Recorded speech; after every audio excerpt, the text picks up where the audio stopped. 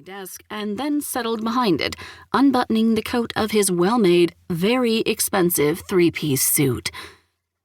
She seated herself casually, crossed her legs, and folded her hands in her lap while she waited. He waited too. It was a common enough negotiation strategy.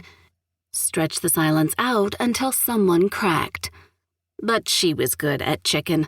And frankly, if he was going to waste her time with a meeting that probably could have been an email, she had no problem wasting his. "So, I understand you met with Cameron Lowe yesterday." Inwardly, Gemma did a fist pump at winning the staring contest, and her own amusement at the childish game put more of a smile on her face than she intended. "I did."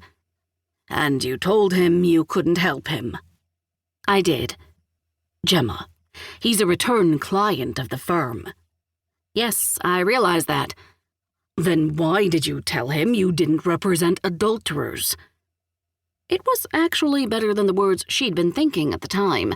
She'd doubted her first impulse would be appropriate, even given the reason he was a return client, and it was never acceptable to use questionable language in her law firm. "John, I was very clear on the kinds of cases I'd take and clients I'd represent.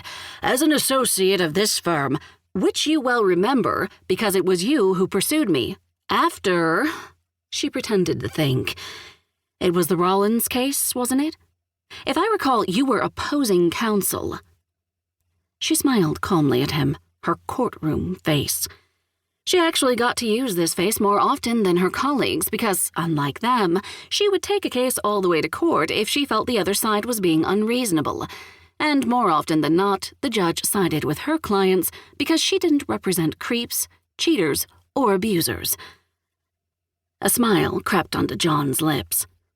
"Yes, I remember." He should.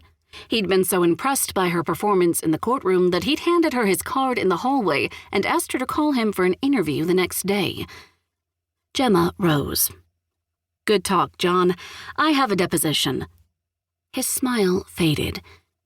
"Gemma, sit down." She froze, her heart stopping for a moment before it resumed double time. Normally, John would just roll his eyes and wave her off, the subject tabled until next year when he found the need to remind her of his nominal authority over her.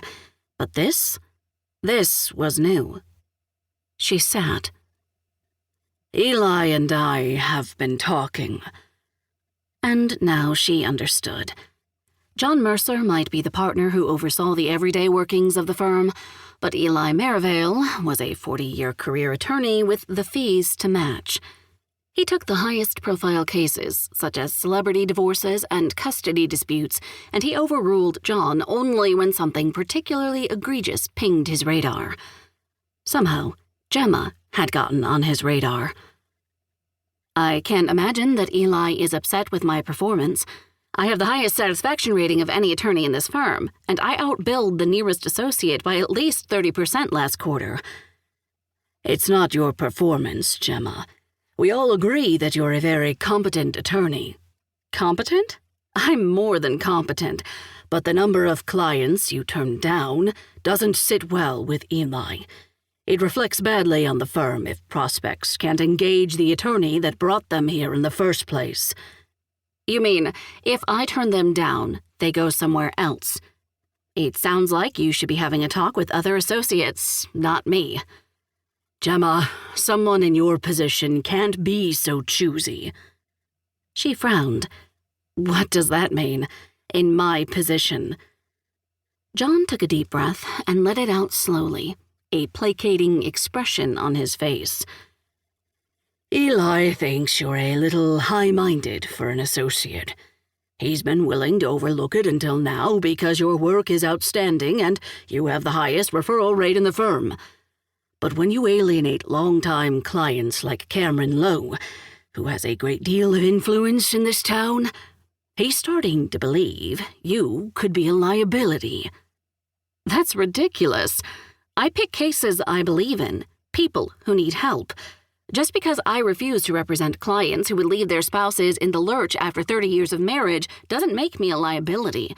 Besides, I don't have room in my caseload to take every client who comes my way, so the point is moot."